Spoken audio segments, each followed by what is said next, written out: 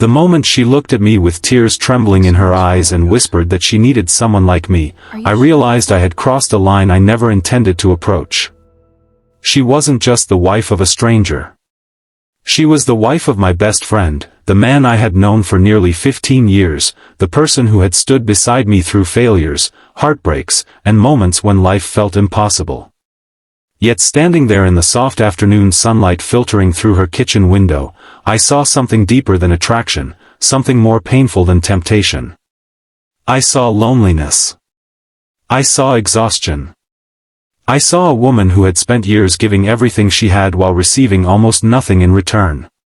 Before we begin this emotional journey, take a moment to like this video, comment below, share it with someone who believes in compassion, and subscribe to the channel Echoes of Hope if you believe that kindness, understanding, and second chances can truly change someone's life.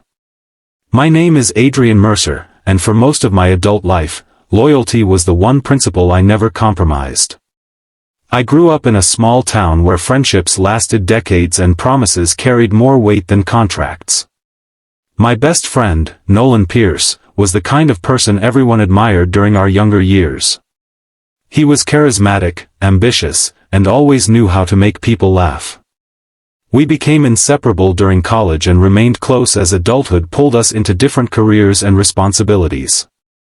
When Nolan married Serena Vale, I remember feeling genuinely happy for him. Serena was warm, intelligent, and carried herself with a quiet grace that made everyone around her feel comfortable. Their wedding took place on a bright spring morning, and I stood beside Nolan as his best man, believing I was witnessing the beginning of a beautiful life for two people who seemed perfectly matched. For the first few years, everything appeared normal. They bought a modest house in a peaceful neighborhood filled with trees and families who gathered in parks on weekends. They had 2 children, and from the outside, they looked like the kind of family featured in holiday cards and advertisements. But appearances can be deceiving. As Nolan advanced in his career, something inside him began to change. Success consumed him. Long work hours turned into endless business trips. Phone calls became shorter. Family dinners became rare. Birthdays were missed. School events were forgotten.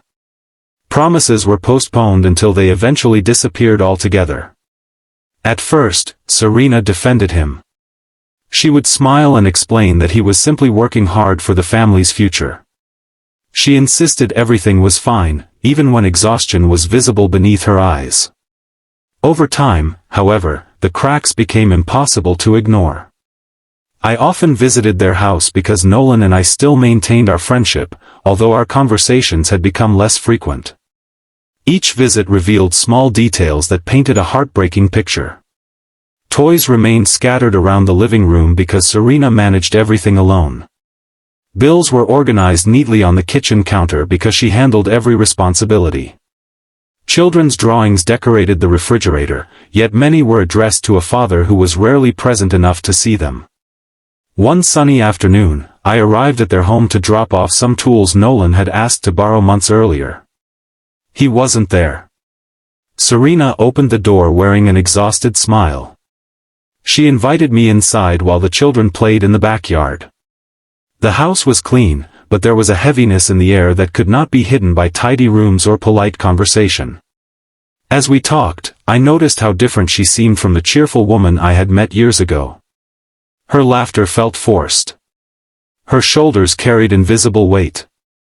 Eventually, she admitted she had not spent a full day with Nolan in almost 6 months.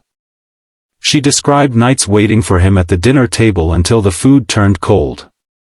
She talked about attending school performances alone. She explained how their youngest child had recently asked why Daddy loved work more than family. Those words hit me hard. I knew Nolan had become busy, but I had never realized how deeply his absence was affecting the people who loved him most. Weeks passed, and I found myself thinking about that conversation more often than I expected. I wanted to help, but I also understood boundaries. I was his friend, not their counselor. Then one afternoon, Serena called me unexpectedly. Her voice sounded fragile. She explained that her car had broken down, and Nolan was unreachable. She needed someone to help pick up groceries because she had the children with her. Without hesitation, I drove across town. It seemed like a simple act of kindness, but for Serena, it meant more than I understood. As we carried grocery bags into the house, she thanked me repeatedly. I told her she didn't need to thank me because friends help each other. Then she smiled sadly and said she had forgotten what support felt like. Those words stayed with me long after I left. Months continued to pass, and my concern for Serena grew, not because I was falling in love with her, but because I was witnessing someone slowly losing herself. She had given up hobbies she once loved. She no longer painted. She rarely saw friends.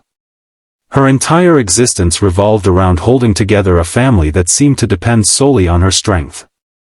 One afternoon, while sitting on their porch as the children played nearby under the warm daylight, she finally opened up completely. She confessed that she felt invisible. She said she no longer recognized the woman staring back at her in the mirror. She admitted she missed feeling appreciated, valued, and seen. Listening to her was painful because I knew she deserved more. Not wealth. Not expensive gifts. Not luxury vacations. She deserved presence. She deserved affection.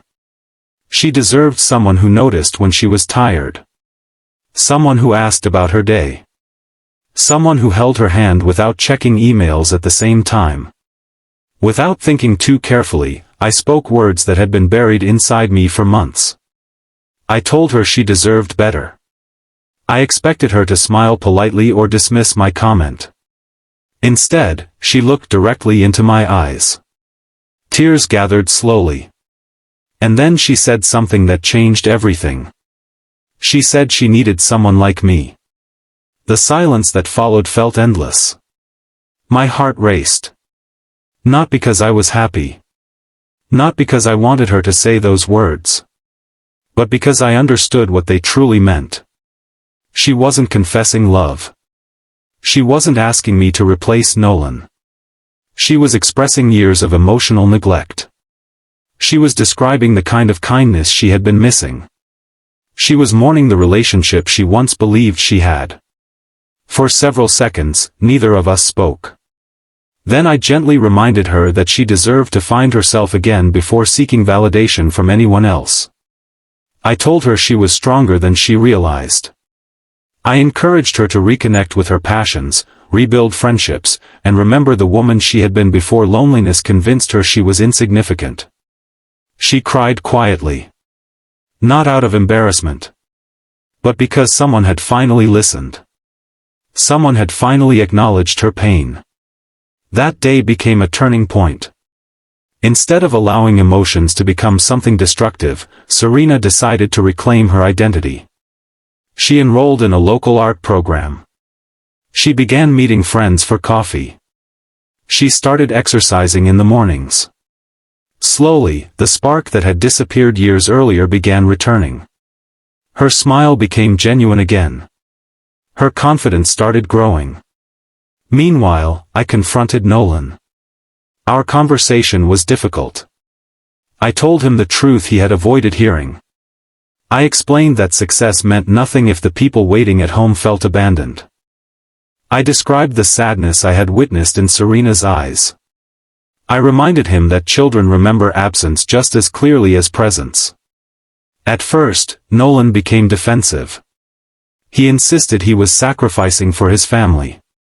He claimed they would eventually understand. But eventually, his expression changed. Perhaps deep down, he already knew. Perhaps guilt had been waiting beneath the surface all along. Over the following months, he began making adjustments.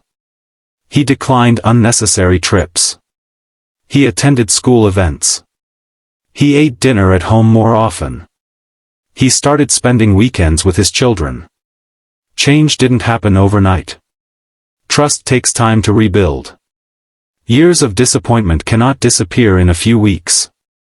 But Serena noticed the effort. She appreciated sincerity more than perfection. She didn't expect miracles. She simply wanted partnership. Gradually, their relationship began healing. There were setbacks. There were arguments. There were moments when old habits resurfaced. Yet there was also progress. There were family outings. Shared laughter. Conversations that lasted until midnight. Moments of connection that had once seemed impossible.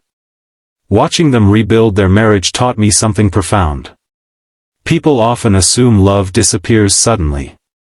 But in reality, love usually fades slowly beneath layers of stress, routine, ambition, and neglect. And sometimes, all it takes to save a relationship is for someone to hold up a mirror and reveal what has been lost. Nearly 2 years later, I attended an art exhibition showcasing local artists. Serena stood proudly beside several paintings she had created. Her children smiled beside her. Nolan stood nearby holding flowers. For the first time in years, they looked like partners again. Not because everything was perfect, but because they had chosen to fight for what mattered. As the event ended, Serena approached me. She thanked me for being honest when everyone else stayed silent. She thanked me for reminding her that her worth was not defined by someone else's inability to appreciate her. And she thanked me for refusing to become an escape from her pain. Instead, I had encouraged her to rediscover herself. That, she said, changed her life. In that moment, I realized that genuine care isn't about rescuing people. It's about helping them remember their own strength. It's about standing beside someone long enough for them to believe they can stand on their own again. Sometimes the greatest act of love isn't pursuing someone who is hurting. Sometimes it is guiding them back toward themselves. And sometimes, the words, "I need someone like you," are not a confession of romance. They are a cry for compassion. A plea for understanding. A reminder that every person deserves to be valued, respected, and heard. If this story touched your heart, please take a moment to like this video, share your thoughts in the comments, and subscribe to Echoes of Hope. Your support helps bring more meaningful stories of resilience, healing, and hope to people who may need them the most. Special request: comment below with the words, "Everyone deserves to be seen," if you believe emotional presence is one of the greatest gifts we can offer the people we love. As I walked away from that exhibition beneath the golden afternoon sun, I understood something that will stay with me forever. We cannot always fix broken relationships, and we cannot erase years of pain overnight. But we can listen. We can care. We can remind people that they matter. And sometimes, a single moment of kindness becomes the beginning of someone's journey back to themselves. That may not always create a love story, but it can create something even more beautiful, a second chance at becoming whole again.